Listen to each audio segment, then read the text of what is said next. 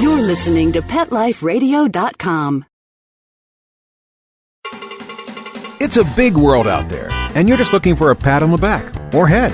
You run around the city, searching for a place to bark, working your tail off with your nose to the ground, sniffing for a few scraps, hoping someone will throw you a bone. You take each lead, collar after collar, hoping one day to take a bite out of success and become the top dog. Fortunately, you come home each day to open arms, open cans, a drink waiting for you, and a comfortable place in front of the TV set. You know you've got it good, really good, because after all, it's a doggy dog world out there. Pet Life Radio presents It's a Doggy Dog World with your host, pet expert and award-winning author Liz Palaika, and this week's co-hosts Kate Abbott and Petra Burke. Hi, welcome to It's a Doggy Dog World. I'm your host, Liz Palaika, and with me today are my good friends Petra Burke. Hello. And Kate Abbott. How do? And today we're going to talk about the issue of off-leash dogs. Not saying that a dog should never be off-leash. We all let ours off-leash every once in a while. But when off-leash dogs are a problem. And this is a pretty significant problem. There are a lot of chat groups and forums online that share information on how do you deal with an off-leash dog. What happens if you get charged or the owner ignores you? It can be a pretty significant problem. So hold on, we'll be right back and we'll take a look at this. Sit. Stay. It's a Doggy Dog World. We'll be right back after a short pause. Well, 4 to be exact. Swipe It's a revolutionary new product that literally swipes away cat hair from virtually any surface. You know, most of us struggle with a roller or vacuum cleaner to clean up cat hair, but anyone who has tried either of these knows they just don't work very well. But Swipe It's patent-pending glove has a magnetic-like quality that removes cat hair from almost everything. And best of all, Swipe It's is machine washable, so you can use it over and over again. To order, just visit swipeits.com. That's SWIPETS. A simple solution for shedding. Petco, where the pets go. Petco, where the pets go. Pet Life Radio has tail-wagging, fur-flying, fabulous deals for our listeners from Petco. Get $6 off your order of $60 or more and up to 40% off the entire Petco site. That's right. But that's not all. Because you're a Pet Life Radio listener, you'll also get free shipping on your order of $49 or more. $6 off, up to 40% off, and free shipping from Pet Life Radio and Petco. To get these awesome deals, go to petcodeals.com. That's petcodeals.com. Petco, where the pets go. Hi, I'm Dr. Jeff Werber from Ask the Vets with Dr. Jeff here on Pet Life Radio. We want to hear from you. Listen in. We're on every Thursday, 1 o'clock Pacific Time, 4 o'clock Eastern Time here on PetLifeRadio.com. We are one of the only live shows on Pet Life Radio, and I'm here to answer your questions. So you can call in at 877-385-8882, or you can drop me an email to drjeff@PetLifeRadio.com, and hopefully we'll see you here on Thursdays.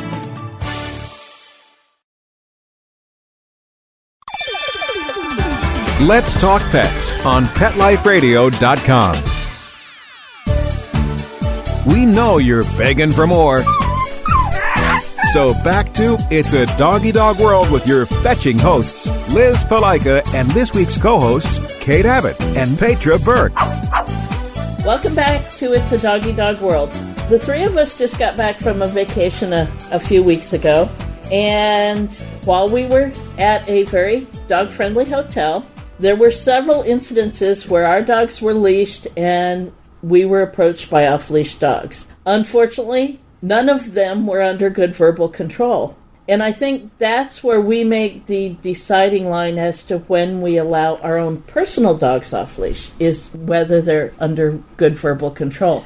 But I think we ought to define that. What's good verbal control? First, I have to say thank goodness during the whole trip and all the loose dogs that we did encounter, none of them were aggressive and came and, so we had no issues. Well, Those dogs except are for We didn't have any fights. No, But the ones that were loose that came that close. Well, the husky was pretty scary, and so was the pit bull. Yes, although he wasn't there for the. But that pit bull was ways away. We stopped. Yeah, we didn't approach. He leashed the dog and then came to us, but he did leash it before he came to us. Right. Well, and one of the points about an off-leash dog is they can approach nicely, maybe, but then they can switch so fast. Oh, yeah. So that's always in the back of my mind. And I've got, right now, the 2 little boys, but they're full of spit and vinegar, too. Mm-hmm. So I'm much more conscious about protecting them than I used to be when I would walk with my Rottweiler. Right. It was like, I might step in front and protect her, but also she could protect herself to some extent. Right. I'm not as sure about my 2 boys now protecting my Cocker Spaniel mix and my Jack Russell Terrier. I have more worries about them making a bad decision and getting themselves even in more trouble. Mm-hmm. Mm-hmm. Having said that, on this trip, I was so glad that they have good recalls. They come well. So that when I saw a dog running toward us, he technically was on leash because he was dragging 12 feet of leash behind him. But there was no human attached. The human was 100 yards behind him, running and screaming and calling his name. Husky? The husky. Oh, okay. Yeah, I wasn't there. And we had seen the husky earlier on a tie-out and we'd all made note that he had a pretty predatory stare from his tie-out. We're like, thank goodness he was on a tie-out. Yeah. So to see him coming at me with my 2 running around. So I called them, and they came directly to me, which was lovely. Yes. Allowed me to leash them and put them behind me. So that I was the first critter that the husky met, not my 2 boys. And he came in pretty darn close, even though I was telling him, no way, no how, don't come near me. Yeah. And, of course, totally ignoring his owner, yards behind him, calling his name. And even though he stopped, he didn't quite leave. He circled. And then he was still checking me out, making eye contact, posturing. Then he decided that he would pee on something and see what I thought about that. Kick up some sand, see what I thought about that. And he was slowly moving in on me when I brought out a canister. Now, it was just compressed air. Right. But it was just enough with my yell and the spray to have him look at me and say, well, I'm going back to my mom because I want to, not because you're telling me to. And for him to leave. Now, did his owner ever come up and say anything to you? Not a bit. He turned around and sort of meandered back to her, peeing along the way. And when she finally grabbed the end of his leash, she just went away. She just was embarrassed. No, sorry. I'm sorry. Something, nothing. Nope. Well, here's left. A can spray. There. Yeah. There. Yeah. So I was going for a while. I don't always carry something with me, but in that day, knowing that I was going down to the beach and there would be off-leash dogs, but there were other resources I could have done. So we'll talk about some of the resources, but that was one of the experiences I had on the trip that I was glad I was prepared for. And then there was the woman who had the very pretty red Merlossi that we saw off-leash numerous times. She had 2 of them that was off-leash. She kept the beagle on leash. Yeah. And ignoring her all the time. Yeah. It was one thing when she had them off-leash when down in the off-leash area, but also around the hotel grounds, which is not cool. That's rude. That's the kind of stuff that gets dogs kicked out. And we really like going to that. Especially when they're not listening to their owners. I won't say not well behaved, but she would call the dog and it would not come back to her. Yeah. And we a couple of times put our dogs behind us, and I had to take a swipe at the dog. I kicked her. One time I kicked her and made contact. Now, I don't like kicking dogs. Kicking dogs is not my thing, but I yelled at her several times to come get her dog. She stood in one place 100 yards away and just called and called and called and called. And when we're all together, and we have all 7 of our dogs together, that is their family pack. Yep. And my older dog, Bashir, thinks he's the supervisor. And he was ready to do battle with this strange dog who was threatening his pack. I don't want him to do that, but that's natural. That's what's going to happen. While not doing a predatory stare or anything, the dog was just being plain rude. She moved into their space and kept moving into their space and moving into their space. And she didn't say hello first. She didn't ask to be invited. She just blah, blah, blah, blah. Yeah. Came running in and ignoring us as we said, no, don't do it. Yeah. Yeah. So she wasn't listening to dogs. She wasn't listening to So I remember I saw Liz. humans. Luckily, we had split up a bit. Right. Which I think helped also. But Liz went and kicked at her. Yeah. And she just kind of like, you're kidding, right? Okay, well, let me just go over here. And luckily, Keely's behind me, and Rio nipped at her a little bit. And then she just like, oh, well, fine, I'm not talking to you. And then goes to you with your little ones. And I was almost trying to grab her collar, but she dodged, so I ended up just swiping at her with my hand. I think I caught her on the nose. She's obviously been off-leash a lot, and a lot of people have chased her away because she does dodge. She does do that. Yeah. And I don't blame her. I blame her owner. Yeah. Exactly. Yeah. But, I mean, the first time you might say it's a mistake, but we saw it 3, numerous 4 times. times. I mean, Yeah. jeez. yeah. That's just being rude and stupid. Yeah. And putting her dog in danger. What if she had made a snipe at one of the little dogs and Bashir decided that's enough? Right? Yeah. Then it would have been a dog fight. Yeah. And 2 dogs could have got hurt. Well, and we saw her walking along the road. The dog did not have a good recall, and it was walking along the road. Right. Yeah. Right. That made me shiver. I Yeah. thought, oh, that poor dog. Yeah. So, to go back to my original, what is good verbal control? When should a dog be allowed off-leash? I consider verbal control when the dog comes to you when you call him every single time. No matter With a what distraction. No matter what the distraction. If there's a rabbit and he wants to chase it, the dog comes to you every single time. Good verbal control means no excuses. Yeah. And I think we've all practiced it, whether it's here when all the dogs are playing together, we call them. I do it at my house when there's critters out there and they're chasing. I do a recall, so I know I can call them back from something that's so interesting that'll switch them off, come to me. I don't know if it was conscious on our parts or not, but I noticed it when we first went down to the beach and let the dogs off leash. We were doing recalls very close on us. Release. That's what we're doing. Recall. We reward, were checking release. them out in a new environment, and in a new environment for them, right? And making sure they would come back quickly, right? And then, as they responded, we gave them more room to roam. And I was doing that consciously. Bashir and Cisco had been there a couple times before. This was Bones' first trip there. Right. His first trip to the ocean, first trip to the beach. And he's only recently been given more off-leash freedom because he's only 14 months old. So I had leash in hand and I was ready to leash him if I needed to. But yeah, I'd let him get a little ways away, call him back, praise him, let him go again, come, reward, release. Yeah. So even with well-trained dogs, we introduced them gradually to the situation and made sure that we still had control in a new situation. And then the other thing that I had to do that I found myself doing when I did give him more distance, the noise of the surf. Yes. Testing my voice to see which tone of voice he could hear when I called. Because there were a few times I did call and they didn't respond to me, but I didn't even see an ear twitch. So I knew it wasn't a matter that they were ignoring me. It was they couldn't hear me. And when that wind is blowing, it's noisy. If you're yelling into the wind, you're not getting any, it's not reaching them. Yeah. So I was trying various tones of voice until I found where I could, they could hear me. Right. Exactly. So maintaining that attention on my voice. So that's an owner's responsibility too, not to let your dog get 2 football fields away. Yeah. And the dog literally doesn't, for all I know, that husky couldn't hear his mom, even though he wasn't paying attention anyway. Yeah. Like I said, using the voice to maintain that connection. That's right. That's right. Finding it out before there's another dog situation that comes along.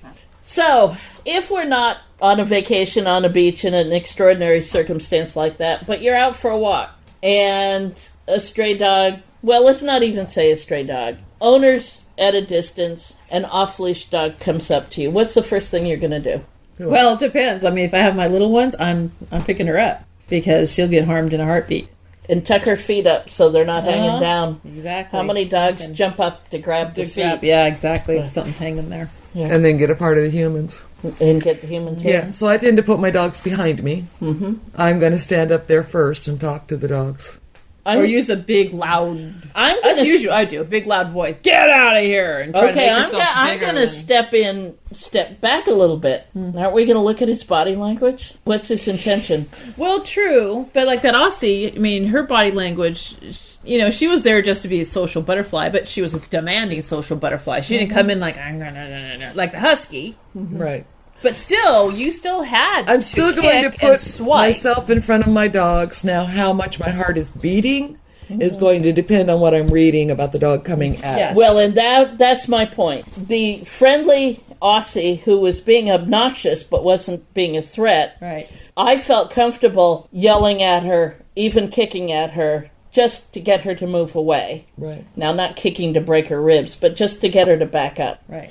The pit bull who came at us, if she had continued off leash, well, Kate, you and I moved our dogs into the water. Exactly. I would not have been as aggressive with her because I think she was ready to do something. Yeah, she would have, yeah. You swung out to her, she'd probably get your arm or your leg. Right. That's why I didn't kick at the husky. Yeah. Yeah. I mean, I was making eye contact, letting him know that I didn't want him, but I wasn't going to make any fast moves either. Right. Yeah. Right. So I think the first thing you need to do, and we probably do it instinctively, we don't even think about, and that's why I had to back up a step, is what does this dog's body language look like? Yes, get your dog out of danger, but then how you respond depends on, what is this dog's intention?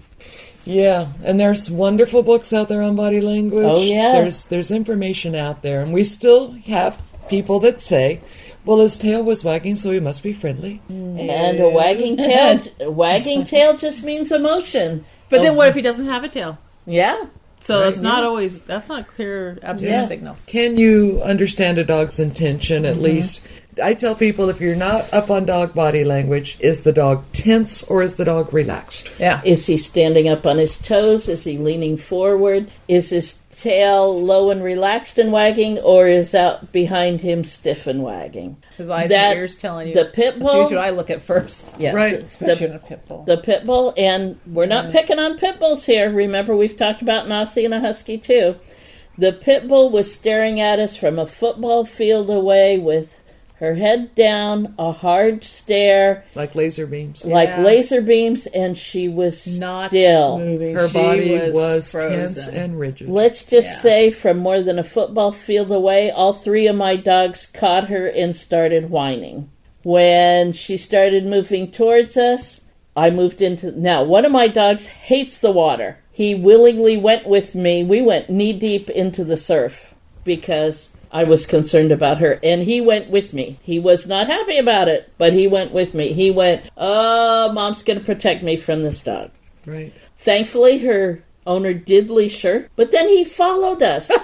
Oh, she just wants to play. And I pulled one of my rude things. Yes, you did, because I heard it. The righteous dragon voice came out. Yes. And I say righteous, you had every right. He followed us, and I firmly but nicely said, no, go ahead, we're waiting for you. And he stopped on the shore while we're standing in the water, and he said, oh, we just wanted to play. And I said, no, but more loudly and forcefully than that.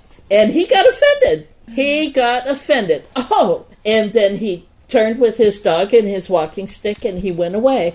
Well, I'm thankful he went away, and I'm sorry he was offended, but his dog did not want to play. There is a beach in San Diego. Well, not owner's that version way. of play. Yeah. She wanted to play, but it wasn't that. There's a kind of beach play. in San Diego, Ocean Beach. It's called Dog Beach. And there are tons of dogs there. And you know how many fights happen where the person goes, they're shocked. They're shocked because they were so sure their dog just wanted to play. Or they take their adult dog who's not been socialized, they take him down there so that he can get socialized. But he plays with the other dog at home. Yeah. But that's totally different. There's no reason for dogs that don't know each other to play, and a whole lot of reasons not to. Exactly. So it's just not worth it. So whether the dog is coming at me with intent or not, there's just no reason for us to get involved. No. That's why I'm always going to step in front. Right. Yeah. Some ways to distract the dog. If the dog looks like he's not trying to fight and you think you might be able to distract him, taking a handful of dog treats, your training treats or whatever, and just throwing them on the ground. And you go the opposite direction. And you go the opposite direction. Don't run. Just walk. Walk. And if he's food motivated and you have treats, you can do that a couple times. Yeah. Yeah. I think I even considered that with the husky, but I had no place to go. Right. I had cliffs, ocean, and lots of beach. Yeah. Well, and when the pity had us out in the water, there was no place to go. Yeah. Yeah. It probably would have worked with the Aussie. Right. Yeah, probably. But her owner was there. I was just mad because her owner wasn't doing anything about it. Right. The canister of air worked very well for you. Mm-hmm. It did. And I actually have pepper spray, and a canister of pepper spray and a canister of air. And that particular day when I was getting my poop bags and everything ready, I looked at the pepper spray and thought, we've only met a couple of dogs and it's extremely windy. Yeah. With pepper spray, you do Use have with to caution. think first. You have to lick a finger and figure out exactly where the wind is. Because if you spray it into the wind, you're going to spray you and your dog. Yep. And it was very windy, as evidenced by all of the kite surfers out there. Right. And I just knew, and it was swirling. So I just said, I probably don't need it, but I put that canister of air. It's called the Pet Corrector, by the way. It's made just for the sound. A canister of the compressed air that you use for cleaning keyboards and things doesn't have as loud as sound. And it has chemicals in And it. it has chemicals. Don't use the one for your computer. So the Pet Corrector is designed to make a loud noise. You still don't want to spray it directly in their face, unless I guess they're trying to bite you. But Yes, it depends on the situation. then all bets are off. Yeah. At that But point. this was just enough to tip the scales for the dog to walk away from me. I have used not myself actually, I've practiced with pepper spray, so I felt comfortable with it. But I had a friend who used it successfully. I've used it. Yeah. I've used it. We had a chow chow in our neighborhood who charged my dogs several times, and her owner, a young man who didn't want his dog to relieve herself in his yard, so he turned her loose on the street so she could do it in everybody else's front yard. And at the same time, she guarded her front yard. Lovely. And my husband and I had given him warning about her several times, and he just laughed it off. His dog, he could do what he wanted. So I got some pepper spray, practiced with it, walked down the street with, I think Bashir was a baby then. She charged us. I took Bashir home, put him in the house, walked back down, waited till she charged me, and I sprayed her. When he came running out, I had my cell phone in my hand and said, I've already pushed 9 and 1. Do you want me to push the second one? And he went into the house. Yeah. It's cheap enough that, if you buy one, buy a couple. And go out there and waste one using it. And learn to check the wind first every single time. So important. to do it quickly when you're panicky. Yeah. And how to use it appropriately. And then check the rules, the laws in your area about what size you can carry, etc. We talked to a police officer in our area just a couple days ago, and he gave us scoop that in our city, you can have the 2.5 ounce size, but not the 6 ounce size. So the laws do vary. So especially if you buy online or something, they may sell it to you, but it would be actually illegal to carry it. So find out what you can righteously carry. And then let's see what else. There's some people use umbrellas. Oh, we heard about that one woman who took an umbrella and painted big eyes on it. So the whole thing with the umbrella anyway is you have the ones where you can push the button and they pop up. Oh yeah, right. So you hold it between you and your dog. You and the other dog. Excuse me, you and the other dog. The dog approaching. That was a great idea. Pop it, and it's a barrier. Yeah. And it's a startlement. Yeah.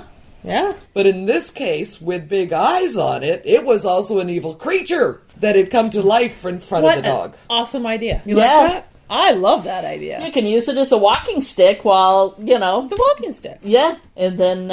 yeah. Oops, it popped open. But it becomes a barrier that you can move between the oncoming dog and yourself and the other dogs.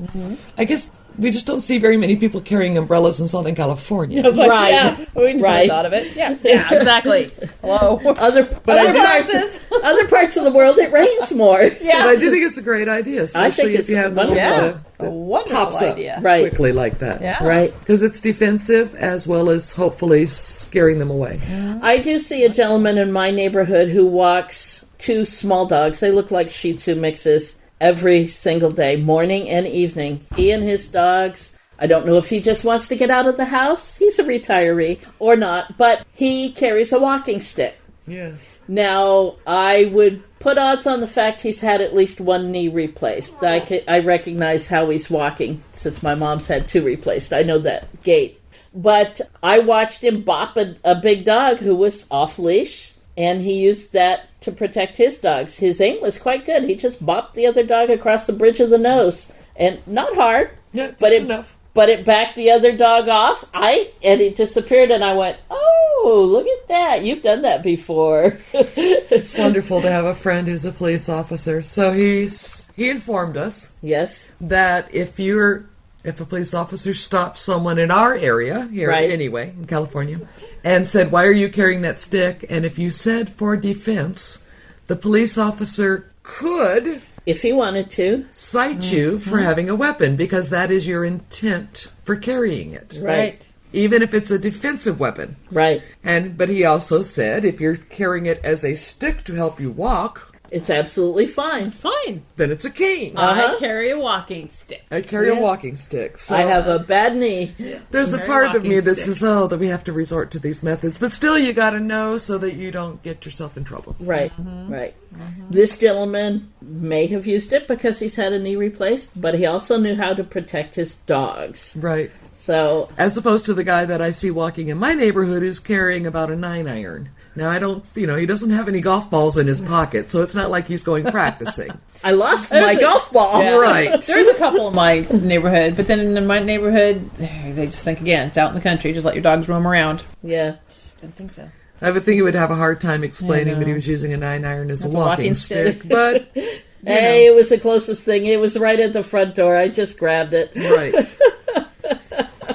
Maybe even a baseball bat, you could say you're on your way to a pickup game. But anyway. Yeah, yeah. And you don't want to have to go to those extremes, but heck. Then there's the best one I've heard yet, when a dog is off-leash with an owner at hand, that you've used before.